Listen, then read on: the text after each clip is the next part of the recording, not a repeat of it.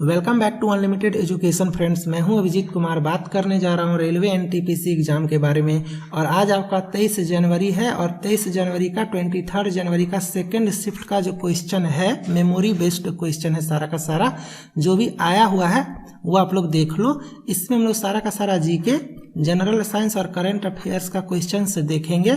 और याद रखना, रेलवे जो है सो कॉन्सेप्ट हमेशा रिपीट करता है, तो जिसका एग्जाम बचा हुआ है उसको भी देखना है।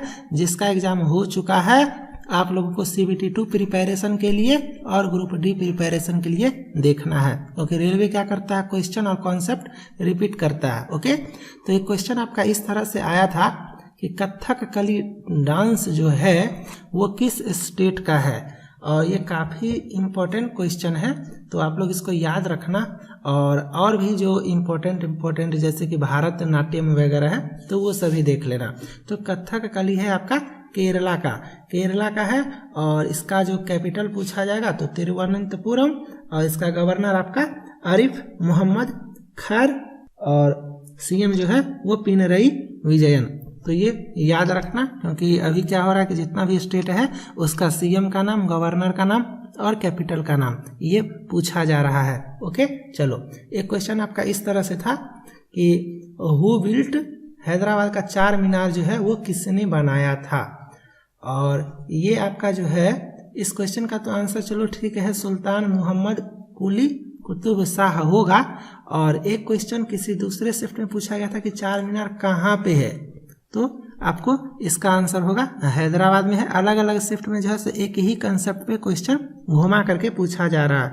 और हैदराबाद किसकी राजधानी है ये आपको पता होगा, ये आपका तेलंगाना की राजधानी है। और इसका गवर्नर, चीफ मिनिस्टर का नाम याद रखना।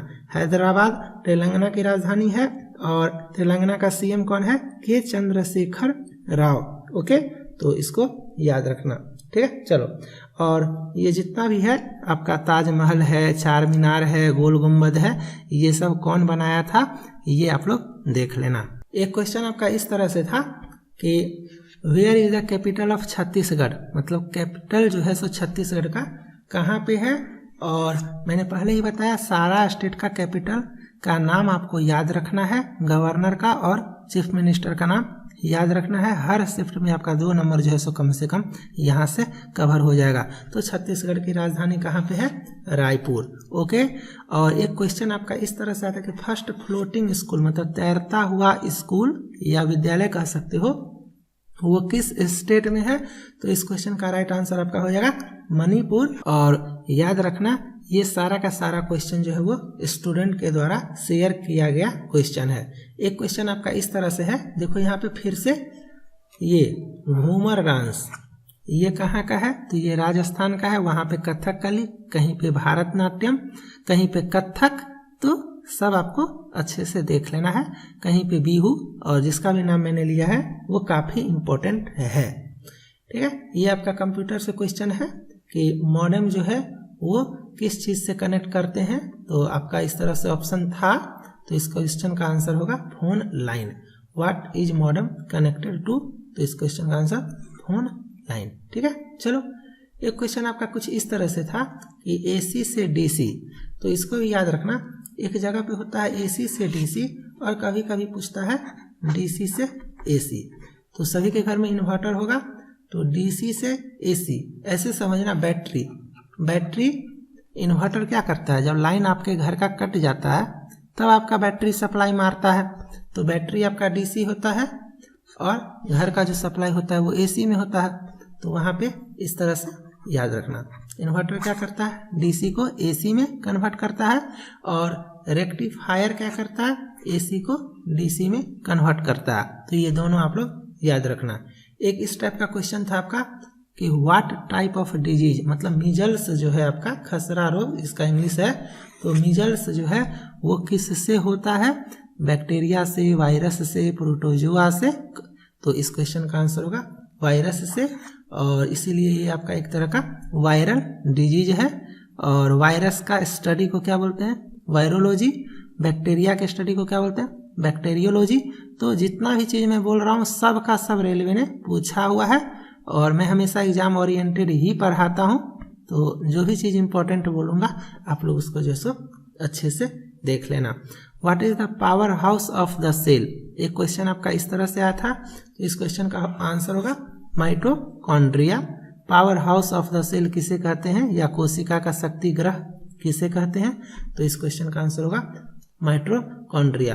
तो ये सारा जो शिफ्ट एनालिसिस देख रहे हैं, इसमें हम लोग सिर्फ क्वेश्चन देख रहे हैं कि ये क्वेश्चन आपका आया था और इस क्वेश्चन का ये आंसर होगा। लेकिन आपका फेज 1 में जितना भी आपका एग्जाम हो चुका है या जो भी शिफ्ट हो चुका है, उसमें जितना भी क्वेश्चन आपका पूछा जा चुका है, उसके बेसिस पे हम लोग काफ़ी डिटेल्ड एनालिसिस कर रहे हैं। तो आप सभी लोग उसको देखो, इससे ज़्यादा फायदा आपका वो लेक्चर करेगा, है ना। जैसे कि मान लो मैंने इस तरह से एक लेक्चर बनाया हुआ है, यहाँ पे देखो आरआरबी एनटीपीसी एग्जाम को लेकर के all shift asked questions series general science and computer 28 दिसंबर से लेकर के 13 जनवरी तक फेज 1 में जितना भी क्वेश्चन आपका आया हुआ है जनरल साइंस और कंप्यूटर से, उसका डिटेल्ड एनालिसिस, जिसमें कम से कम 15 नंबर आप आसानी से एग्जामिनेशन हॉल में स्कोर कर सकते हो। तो इसको आप लोग जा करके ज़रूर देखना। और जिस भी जोन से आपने अप्लाई किया हुआ है, उस जोन का एक्सपेक्टेड कट ऑफ कितना जा सकता है, क्योंकि हर एक जोन का कट ऑफ अलग अलग जाएगा। तो उसका लेक्चर मैंने बना दिया है, आप देख सकते हो। पटना, रांची, मालदा देखो 11,000 लोगों ने अभी तक देखा हुआ है। उसी तरह से आपका इलाहाबाद देखो 11,000 लोगों ने देखा हुआ है, कोलकाता 10,000 लोगों ने देखा हुआ है। तो हर बोर्ड वाले लेक्चर जो है सो अपना देख रहे हैं। और सारे बोर्ड का जो है सो मैंने अलग से टेलीग्राम ग्रुप बनाया हुआ है, मैं उसका लिंक डिस्क्रिप्शन में डाल देता हूँ। आप लोग अपने अपने बोर्ड के टेलीग्राम ग्रुप में ज्वाइन हो जाओ। सबसे ज़्यादा स्टूडेंट रांची बोर्ड वाले हैं टेलीग्राम ग्रुप में, ठीक है। अपने अपने बोर्ड का टेलीग्राम ग्रुप ही ज्वाइन करना, कोई और मत ज्वाइन करना, ठीक है। चलो क्वेश्चन नंबर 11 देखो, आपका यहाँ पे है 1917 में चंपारण सत्याग्रह। एक क्वेश्चन डायरेक्ट आया था कि चंपारण सत्याग्रह कब हुआ था, तो आप बोलोगे 1917 1917 में। क्वेश्चन घुमा घुमा के पूछा जा रहा है। 1917 में चंपारण सत्याग्रह हुआ, चंपारण कहाँ पे है, ये क्वेश्चन भी आया हुआ है। तो ये आपका बिहार में है। और गांधी जी को कौन लेकर गया था, तो इस क्वेश्चन का आंसर होगा राजकुमार शुक्ला। सारा याद रखना। यहाँ पे जनरल साइंस से क्वेश्चन है, who stores WBC RBC platelets, है ना। तो इस क्वेश्चन का आंसर होगा प्लाज्मा। इसका और इसका फुल फॉर्म भी आप लोग याद रखना, ठीक है। और सारे का लाइफ साइकिल भी याद रखना। जो मैं जनरल साइंस का लेक्चर पीछे से ला रहा हूँ, उसमें सारा डिटेल्स में बताता हूँ और सारे का PDF टेलीग्राम ग्रुप पे देता हूँ। चलो, एक हार्ड डिस्क से आपका क्वेश्चन आया था कि हार्ड डिस्क जो है ये कंप्यूटर से क्वेश्चन कह सकते हो, वो किस टाइप का है, तो ये सेकेंडरी मेमोरी आप कह सकते हो, ठीक है। सेकेंडरी डिवाइस, सेकेंडरी मेमोरी आप इसको कह सकते हो।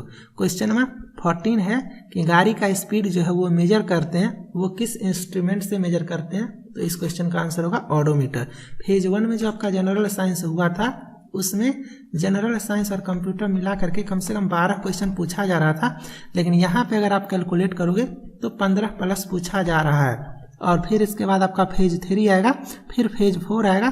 तो जनरल साइंस का क्वेश्चन जो है और कंप्यूटर का क्वेश्चन जो है वो इंक्रीज हो रहा है।